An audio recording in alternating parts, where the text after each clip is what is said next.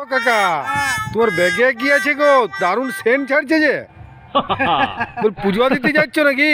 ওরে বাবা, আর বলিস না। আমি গেল বছর মানে একটা ফুলের চারা অনলাইনে অর্ডার দিয়েছিলাম, কোনো মতে ফুলটার চারাটা আসেই নাই, বুঝলি। দিয়ে অটল বিহারী বাজপেয়ীকে আমি, আমার সঙ্গে খুবই বন্ধুত্ব আছে, তো ওই জন্য অটল বিহারীকে বললাম যে তুই এক কাজ কর, আমাকে একটা ফুলের চারা, ওই দ্বাদশমুখী ফুলের চারা, মানে দ্বাদশমুখী মানে বুঝতে পারছো?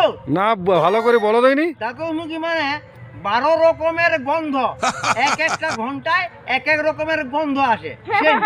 আচ্ছা।